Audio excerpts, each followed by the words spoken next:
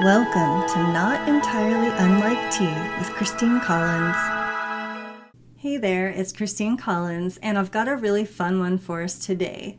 When we are talking about creativity and getting exciting, juicy ideas, one of the comments that I encounter almost more than anything else is people saying that they get their best ideas either in the shower or when they're trying to fall asleep at night, or it comes to them when they're on vacation or not trying to work, taking a walk, having a massage, or using any number of other relaxation tools. And I see it so often that it's almost become kind of an ongoing joke, that it never fails that you get your best ideas in the shower or in those other moments. And while it is sort of an interesting human experience, it can also be frustrating for those of us who are consistently trying to create something, whether that's content or developing a course or writing a book or something along those lines, where idea generation is really important. So there are multiple different layered reasons why this experience continues to happen for so many people, and we'll also touch on what you can do about it and to harness it better.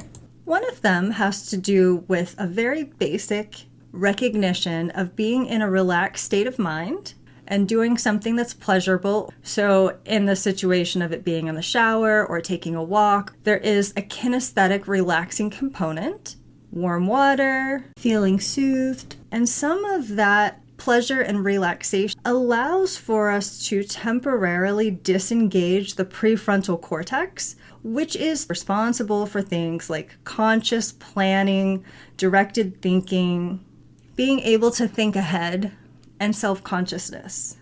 Those pieces are a little bit tuned out in those moments, and this allows for thoughts to flow more freely. And when our minds are not focused on a task, we get an activation in a network of brain regions known as the default mode network, which allows us to have mind wandering and daydreaming and spontaneity, being able to have divergent thinking, connecting things that are seemingly unrelated. And all of this together can lead to more creativity and innovative new ideas. Sometimes you might even have the experience of having something write itself. I know for me, a lot of poetry and stories, and as an entrepreneur, has been developed in those moments. But it can happen at any time when you're feeling relaxed. There's also a reduction in sensory input. In these situations, we may not necessarily have access to things like the technology that we have our noses in most of the day, our phones, our computers, television, whatever that may look like. So going to a yoga class, for example, where cell phones are not permitted, gives you a real break from that day-to-day activity that we're so used to. And there are two other pieces that I think are really worth highlighting here, in addition to what we've talked through so far. One of those is the release of dopamine and serotonin. Both of these neurotransmitters are known to be useful in creativity. Dopamine is associated with pleasure and reward, and serotonin is associated with relaxation. When we combine those two things through the pleasure and reward and the relaxation, we get a very interesting combination of being calm and yet focused, and yet not focused on a particular thing other than the activity that we're doing, but kind of allowing that space for ideas to come in. People who are intuitive may find that they're getting their intuitive downloads in these moments. People who are writers may find that they are getting ideas for stories in these moments. People who are content creators may find that their sales copy is written by the time they come out of a massage session or a yoga class or a hypnosis session.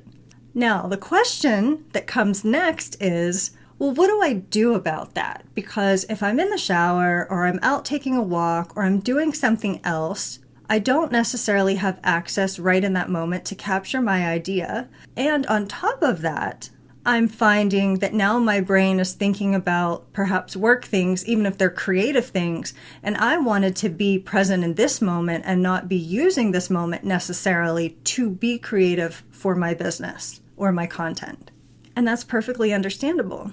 And so there are ways in which we can intentionally harness this experience without having it necessarily sneak up on us all the time or pop in at a moment when you are trying to fall asleep and you don't actually want to be doing this. So the two-part process that I've developed for myself that I recommend to all of my clients, and hopefully you'll find it helpful as well, is part one, to be intentional when going into an activity like this. So if you are going to use it for the purpose of creativity, you're going in with that intention. So it's not something that's sneaking up on you by accident, like you are just trying to relax and enjoy the moment. It's actually something that's by design. So the way I do it is I'm using a hypnosis audio, but you can use any tool that you find deeply relaxing. So if you do meditation, or if you listen to other types of audios or recordings or music, or if you enjoy taking a walk or having a swim, you can actually enter into that activity with whatever the goal you have is for that moment. So it could be something like, I know that today I need to write up something to post on social media, and I would really love it to be innovative and creative and really capture people's attention and be different from the 9,000 other things that they've seen today. So you're going in with that intention, but here's the key that's really important. We are going into it almost like it's a quest. There is something that we're seeking, but we are not going to go grasping, because doing that would actually defeat the purpose of having this very relaxing moment where we are going to generate the disconnection from outside stimulation, the relief from the prefrontal cortex, the dopamine, the serotonin. So we want to allow that to all happen without grasping and reaching and forcing. So it's like you go in with maybe a little question, but you hold it like a butterfly, like something that you don't want to squish. You're not grasping for it. You're not grabbing for it. You're just allowing it to come in and flutter down. And as you're in those moments, let's just say you're laying down and listening to a hypnosis or a meditation or some music, you're going into that time allowing ideas to kind of flit in without attaching to them. Most importantly, without judging them. We often can have a tendency to immediately dismiss something. Oh, that won't work. Oh, the logistics won't work. No, that's no good. No, I don't have the resources to do that. No, nobody else will like it. Instead of being dismissive, instead of being critical, take off the critic hat, put on the dreamer hat, and allow yourself to just daydream about it without judging it. Because you're not marrying the idea. You're just playing with it. And you can try on all of these little ideas while you're in this process without committing to any of them. And by doing this, it will actually save you so much time in the long run, because sometimes we get really excited about an idea, and instead of playing with it in this way, we just rush in and start trying to create it, and we jump right in.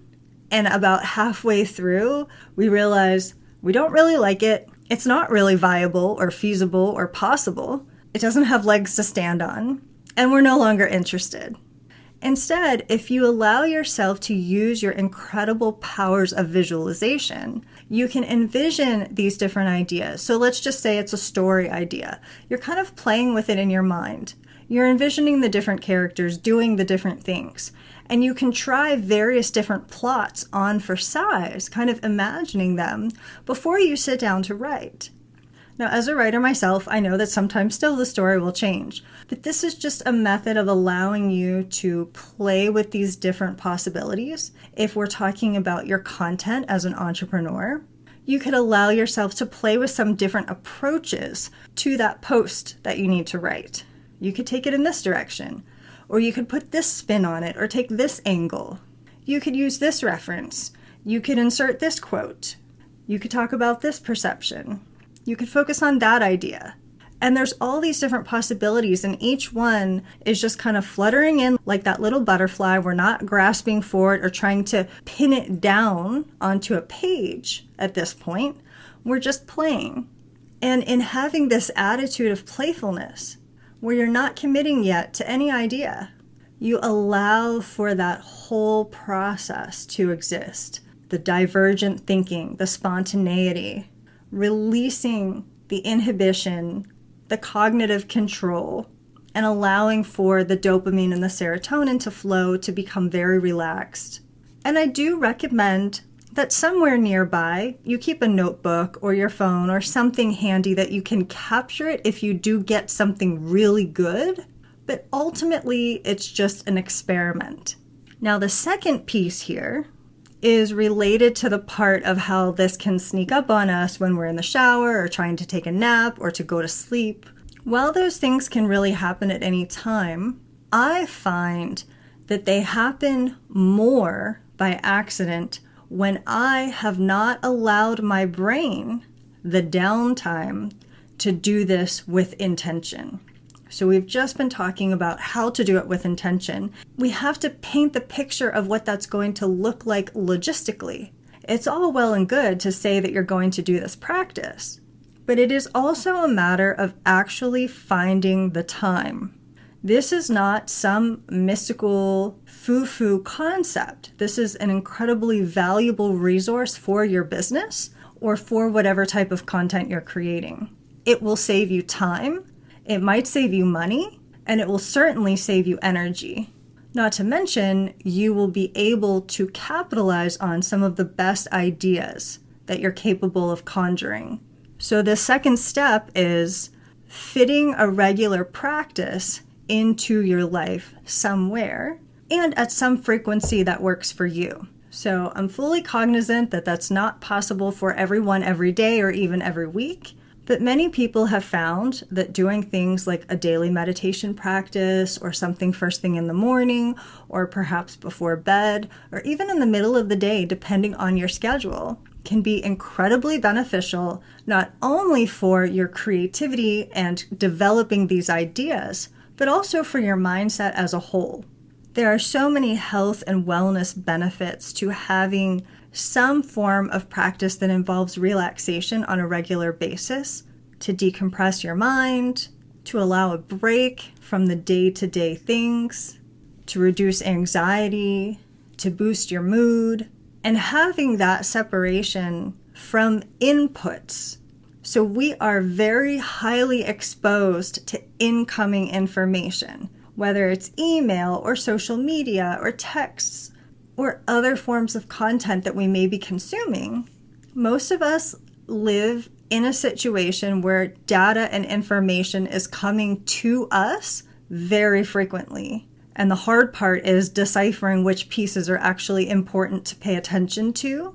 But there's not necessarily a lot of time devoted to going within and reflecting, to not consuming, to separating from that consumption.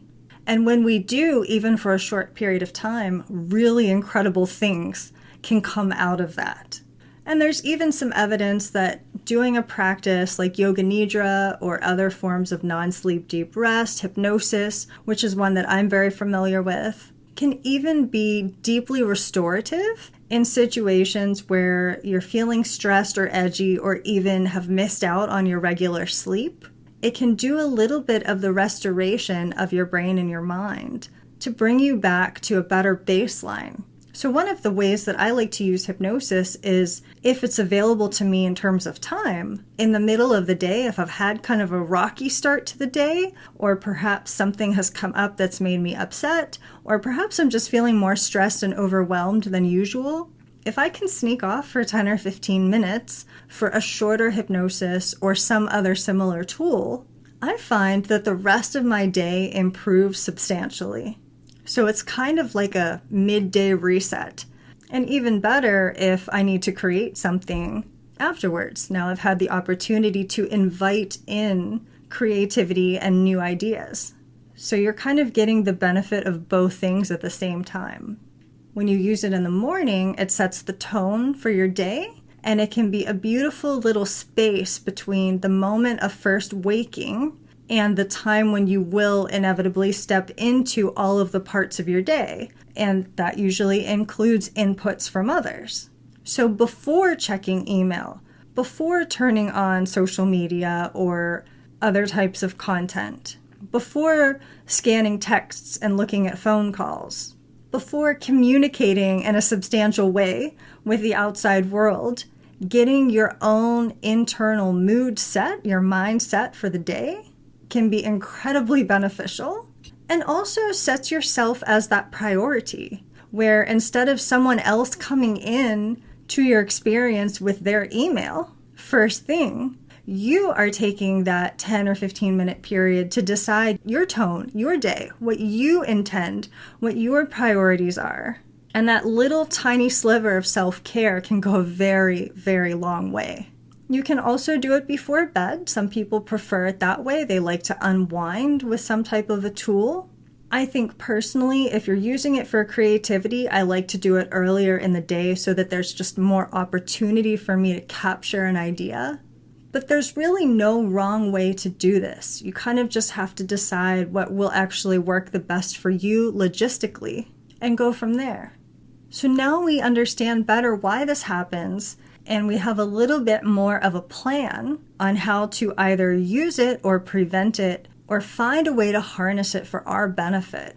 And the more you create those little spaces in your life experience to do this with intention, my guess is the less likely you will be to find it sneaking up on you in the moments when it's really not welcome, because you've given your brain that beautiful opportunity to express itself and to be creative without it having to come and find you in the shower or before sleeping. So I hope this has been helpful for you. And until we connect the next time, I wish you a most magical and creative rest of your day. Thanks for listening. This is Christine Collins at transformcreate.com.